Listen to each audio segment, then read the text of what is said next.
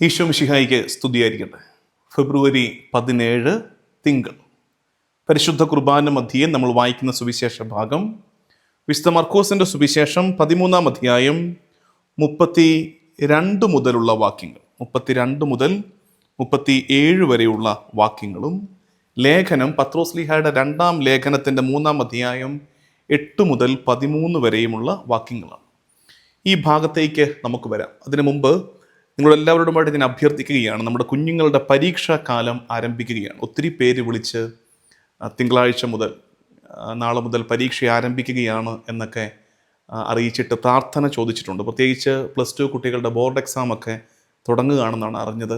നമുക്ക് പ്രത്യേകം കുഞ്ഞുങ്ങളെ പ്രാർത്ഥനയിൽ ഓർക്കാം. ദൈവം അനുവദിക്കുന്നെങ്കിൽ ഈ ദിവസങ്ങളിൽ ഫീഡ് മൈ ഷിപ്പിലൂടെ ആ കുഞ്ഞുങ്ങൾക്കായിട്ട് കുറച്ച് ശുശ്രൂഷ, പ്രത്യേകിച്ച് ഒത്തിരി കുട്ടികൾക്ക് വല്ലാണ്ട് സ്ട്രെസ്ഡ് ഔട്ടാണ്, വല്ലാണ്ട് ഭയങ്ങളുണ്ട് അവർക്ക്. They are too much worried. അവർക്ക് വേണ്ടി ഫീഡ് മൈ ഷിപ്പിലൂടെ ചെയ്യണമെന്ന് ആഗ്രഹമുണ്ട്. സമയത്തിൻ്റെ പരിമിതി ഉണ്ടെന്ന് നിങ്ങൾക്കറിയാം. സ്റ്റിൽ നമ്മൾ ശ്രമിക്കും. അപ്പം നിങ്ങളുടെ പ്രാർത്ഥനയിൽ ഉണ്ടാകണം കുഞ്ഞുങ്ങൾക്ക് സഹായകമാകുന്ന ചില കാര്യങ്ങൾ, പ്രത്യേകിച്ച് ഈ പരീക്ഷാക്കാലത്ത്. ബോർഡ് എക്സാം സ്റ്റാർട്ട് ചെയ്യുന്നു, ഇനി മറ്റു കുട്ടികളുടെയും പരീക്ഷാക്കാലത്തിലേക്ക് പ്രവേശിക്കുകയാണ്. കുഞ്ഞുങ്ങൾക്ക് ഹെൽപ്ഫുള്ളാകുന്ന ഒരു ചെറിയ സീരീസ് എത്തിക്കണമെന്ന് ആഗ്രഹിക്കുന്നുണ്ട്. അത് ഇന്ന് തോന്നിയതാണ്. കുഞ്ഞുങ്ങൾ പലരിങ്ങനെ പേരൻസ് വിളിച്ച് പ്രാർത്ഥന ചോദിച്ചപ്പോൾ തോന്നിയൊരു കാര്യമാണ്. പ്രാർത്ഥനയിൽ ഓർക്കുക.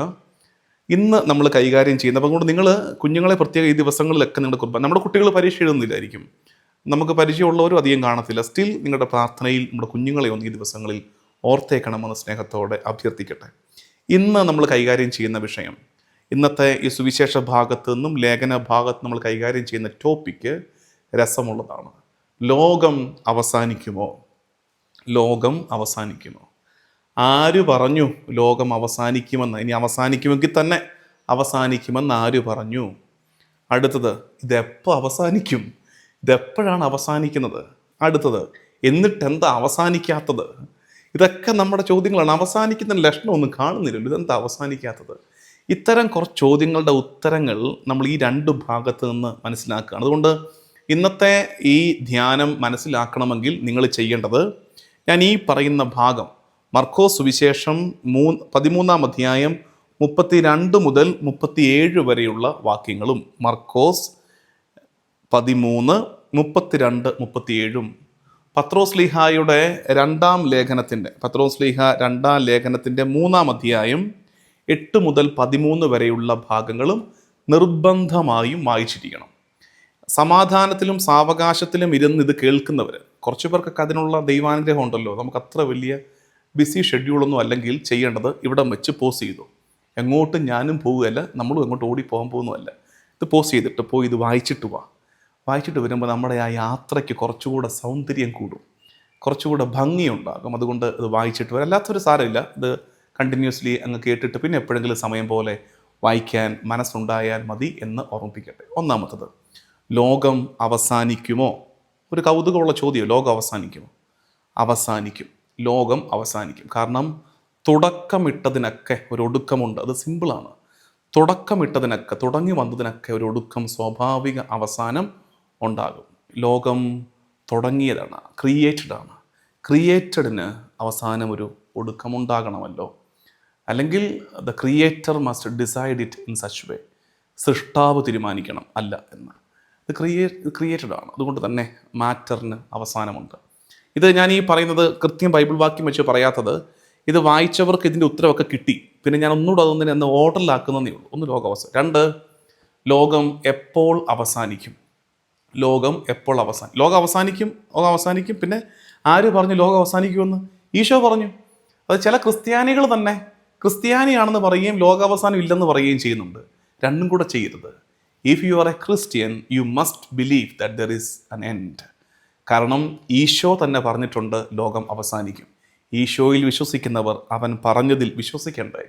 ഈശോയിൽ വിശ്വസിക്കുന്നു എന്ന് പറയുകയും അവൻ പറയുന്നതിൽ വിശ്വസിക്കാതിരിക്കുകയും ചെയ്യുന്നതിലെ ഇരട്ടത്താപ്പ് ശ്രദ്ധിക്കണേ. അത് വരരുത്. ഈശോ പറഞ്ഞിട്ടുണ്ട് ലോകം അവസാനിക്കുമെന്ന്, അതുകൊണ്ട് അവസാനിക്കും. ഇനി എപ്പോൾ അവസാനിക്കും? അതിൻ്റെ ഉത്തരമാണ് പ്രധാനപ്പെട്ടത്. ഇതിനെക്കുറിച്ച് ഞാൻ പല ആവർത്തി നമ്മുടെ ഫീഡ് മൈ ഷീപ്പിലൂടെ പല രീതിയിൽ പറഞ്ഞിട്ടുണ്ട്. കാരണം ഒത്തിരി പേരിന്ന് തെറ്റിദ്ധരിക്കപ്പെടുന്നു ഈ ഒരൊറ്റ ടോപ്പിക്കൽ. എപ്പോഴാണ് ലോകം അവസാനിക്കുന്നത്? ദയവ് ചെയ്ത് ലോകാവസാനത്തിൻ്റെ തീയതി കുറിച്ചിട്ട് നിങ്ങളെ വിളിച്ചു കൂട്ടുന്ന കൂടാരങ്ങളിലേക്ക് ചെന്ന് കയറി കൊടുക്കാതിരിക്കെ സുവിശേഷത്തിലേക്ക് നോക്ക്. ഈശോ പറയുന്നു, മർക്കോസ് ലേഖനം 13-32 എന്നാൽ ആ ദിവസത്തെക്കുറിച്ചോ ആ മണിക്കൂറിനെ കുറിച്ചോ പിതാവിനല്ലാതെ മറ്റാർക്കും സ്വർഗത്തിലുള്ള ദൂതന്മാർക്കോ പുത്രന് പോലുമോ അറിഞ്ഞുകൂടാ. എനിക്ക് അത്ഭുതം, ഈശോ തമ്പുരാന്, പുത്രൻ തമ്പുരാന് പോലും അറിയാത്ത രഹസ്യം ഇത് പിതാവിൽ നിന്ന് നേരിട്ട് വാങ്ങിച്ചെടുത്ത് ഇത് വെളിപ്പെടുത്തുന്ന ലോകാവസാനത്തിൻ്റെ തീയതി പ്രഖ്യാപിക്കുന്നവരെ നമ്മൾ അത്ഭുതത്തോടെ നോക്കണ്ടേ. അത് രഹസ്യമാണത്. അത് പിതാവിന് മാത്രം അറിയാവുന്ന രഹസ്യമാണ്. ആ രഹസ്യത്തോട് ആദരവുണ്ടാകണം. അപ്പം നമ്മൾ ചോദിച്ചത്, ലോകം അവസാനിക്കുമോ? ആര് പറഞ്ഞു? എപ്പോൾ അവസാനിക്കും? ഇനിയൊരു ചോദ്യം സ്വാഭാവികമായി നമുക്ക് വരുന്നത്, പിന്നെ എന്താ ഇത് അവസാനിക്കാത്ത? ഇതെന്താ ചിലപ്പോഴൊക്കെ നമുക്ക് ഓരോന്നും കാണുമ്പോഴും നമ്മളും തന്നെ പറയും, ആ ലക്ഷണമൊക്കെ കാണിച്ചു തുടങ്ങി, ലോകാവസാനത്തിന് ലക്ഷണങ്ങളായി കാണിച്ചുകൊണ്ടിരിക്കുന്നത് എന്നൊക്കെ തോന്നും. എന്താ അവസാനിക്കാത്തത്? Why the delay? എന്താണ് ഈ കാലതാമസം? അതിൻ്റെ ഉത്തരം പത്രോസ് നല്ല ഭംഗിയായിട്ട് പറഞ്ഞു വെച്ചിട്ടുണ്ട്. 9 വാക്യം, 2 പത്രോസ് 3:9 ബൈബിളിൽ എടുത്തു. 2 പത്രോസ് 3:9 കാലവിളംബത്തെക്കുറിച്ച് ചിലർ വിചാരിക്കുന്നത് പോലെ കർത്താവ് തൻ്റെ വാഗ്ദാനങ്ങൾ പാലിക്കുന്നതിൽ താമസം വരുത്തുന്നില്ല. പിന്നെന്താണെന്നറിയോ? ബാക്കി അതിൻ്റെ കാരണം പറയുകയാണേ, ആരും നശിച്ചു പോകാതെ എല്ലാവരും അനുതപിക്കണമെന്ന് അവിടുന്ന് ആഗ്രഹിക്കുന്നത് കൊണ്ട് നിങ്ങളോട് ദീർഘക്ഷമ കാണിക്കുന്നുവെന്നേ ഉള്ളൂ. അതായത് ലോകാവസാനം വൈകുന്നെങ്കിൽ അതിനെ വിളിക്കേണ്ട പേര് കർത്താവിൻ്റെ ദീർഘക്ഷമ. ആരും ഒന്നും നശിച്ചു പോകാതിരിക്കാൻ അനുതാപത്തിൻ്റെ ഒരു കാറ്റ് ലോകമാസാകലം വീശാനും ആളുകളിൽ മാറ്റമുണ്ടാകാനും ഉടയവൻ കാത്തിരിക്കുന്നതാണ് ഈ കാലതാമസമെന്ന് മനസ്സിലാക്കണം. ഇനി 5ാമത്തെ ചോദ്യം, അപ്പം നമ്മുടെ നിലപാട് എന്തായിരിക്കണം? നമ്മൾ എന്ത് ആറ്റിറ്റ്യൂഡിലാണ് ഈ കാലത്ത് ജീവിക്കേണ്ടത്? അവിടെയാണ് ഈശോ പല ആവർത്തി ഈ വാക്ക് പറഞ്ഞിരിക്കുന്നത്. 33 വാക്യം എടുക്ക്. ഏത്? സുവിശേഷം മർക്കോസ് 13:33. നമ്മുടെ നിലപാട് എന്തായിരിക്കണമെന്നാണ്. 13:33 അടിവരയിട്ടു. ശ്രദ്ധാപൂർവം ഉണർന്നിരിക്കുവിൻ. 35 വാക്യം, ആകയാൽ ജാഗരൂകരായിരിക്കുവിൻ. B alert. അതുകൊണ്ട് 37 വാക്യം, ഞാൻ നിങ്ങളോട് പറയുന്നത് എല്ലാവരോടുമായിട്ടാണ് പറയുന്നത്. വീണ്ടും the same word is repeated. ജാഗരൂകരായിരിക്കുവിൻ. അതായത് ശ്രദ്ധയോടെ ഒരുക്കത്തോടെ കാത്തിരിക്കുക. എല്ലാത്തിനും അവസാനം ഉണ്ടാകുന്ന ഒരു കാലം വരും. ഇത് കുറച്ചുകൂടെ വ്യക്തതയോടെ പത്രോസ് ലീഹ പറഞ്ഞിരിക്കുന്നതാണെന്ന് നോക്കുകയും 11 വാക്യം, 10 വാക്യം, കർത്താവിൻ്റെ ദിനം കള്ളനെ പോലെ വരും. 2 പത്രോസ് 3:10, 10ഉം 11ഉം വാക്യങ്ങൾ ശ്രദ്ധിക്കണേ. കർത്താവിൻ്റെ ദിനം കള്ളനെ പോലെ വരും. അപ്പോൾ ആകാശം വലിയ ശബ്ദത്തോടെ അപ്രത്യക്ഷമാകും. മൂലപദാർത്ഥങ്ങൾ എരിഞ്ഞു ചാമ്പലാകും. ഭൂമിയും അതിലുള്ള സമസ്തവും കത്തി നശിക്കും. ഇവയെല്ലാം നശ്വരമാകയാൽ വിശുദ്ധിയോടും ദൈവഭക്തിയോടും കൂടെ ജീവിക്കുന്നതിൽ നിങ്ങൾ എത്ര ശുഷ്കാന്തിയുള്ളവരായിരിക്കണം. നിങ്ങൾ ഈ വാങ്ങിച്ചു കൂട്ടുന്നത്, നേടിയെടുക്കുന്നത്, വെട്ടിപ്പിടിക്കുന്നത്, സ്വന്തമാക്കി വെക്കുന്നത് ഒക്കെ നശ്വരമാകയാൽ ദൈവഭക്തിയോടും വിശുദ്ധിയോടും കൂടെ ജീവിക്കുന്നതിൽ എത്ര ശ്രദ്ധയുള്ളവരായിരിക്കണം.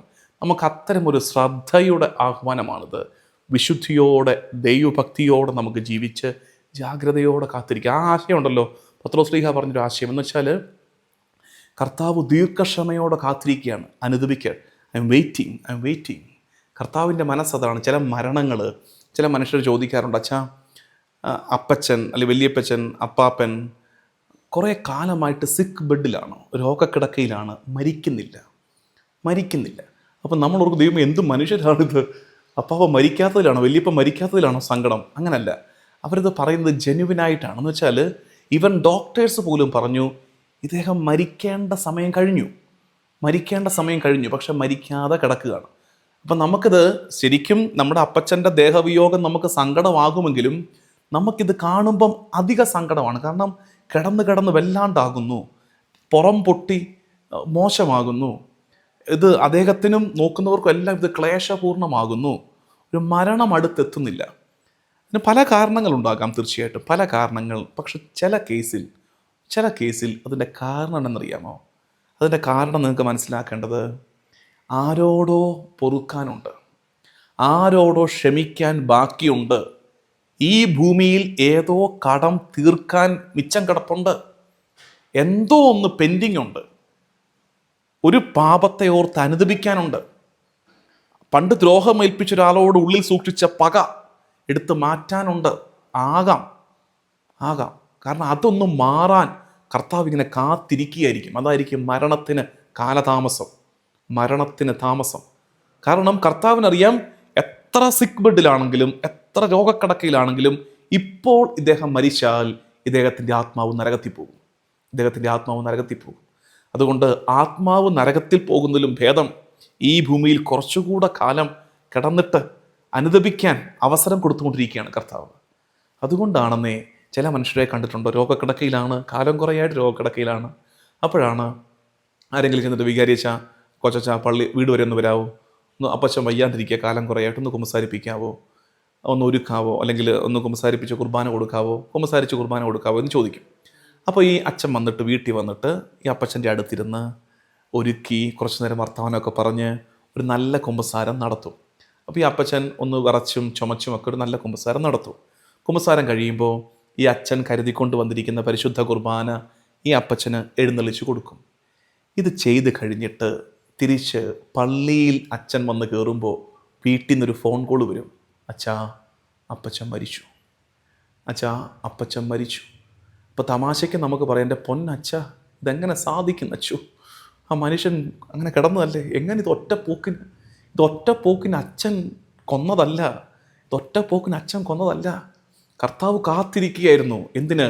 ഈ ആത്മാവൊന്ന് അനുദപിക്കാൻ, ഈ മനുഷ്യനൊന്ന് അനുദപിച്ചിട്ട് കൃപ സ്വീകരിച്ചിട്ട്, ഈ കുമ്പസാരത്തിൽ പരിശുദ്ധ കുർബാനയിൽ ലഭിക്കുന്ന കൃപയെ ഒന്ന് സ്വീകരിച്ചിട്ട് ഈ ആത്മാവ് ആത്മീയമായി ഒന്ന് സമ്പുഷ്ടമാകാൻ കർത്താവ് കരുതലോടെ നോക്കിയിരിക്കുകയായിരുന്നു.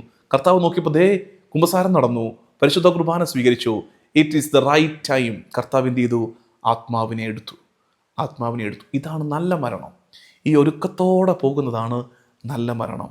പ്രിയമുള്ളവരെ, കാലതാമസം നമ്മുടെ ജീവിതത്തിൽ, ലോകാവസാനത്തിൻ്റെ കാലതാമസം കർത്താവിൻ്റെ ദീർഘക്ഷമയാണ്. നമ്മൾ ചിന്തിച്ച ചോദ്യങ്ങളൊക്കെ ഒന്ന് റിവൈസ് ചെയ്തേ.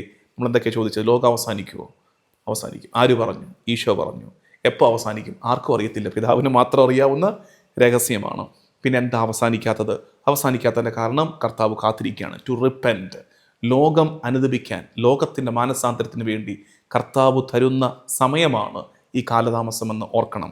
നമ്മൾ എന്താ ചെയ്യേണ്ടത്? ഒറ്റ കാര്യം, ജാഗരൂകരായിരിക്കുവിൻ.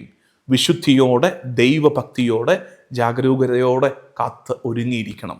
നമുക്ക് പ്രാർത്ഥിക്കാം. കർത്താവ് ദൈവമായ ഈശോ മിശിഹായേ, നിന്നെ ഞങ്ങൾ ആരാധിക്കുന്നു. നിന്റെ രണ്ടാം വരവിനായി ഞങ്ങൾ കാത്തിരിക്കട്ടെ. വിശുദ്ധിയോടെ, പ്രാർത്ഥനയോടെ, ദൈവഭക്തിയോടെ, ഒരുക്കത്തോടെ കാത്തിരിക്കുന്ന ഒരു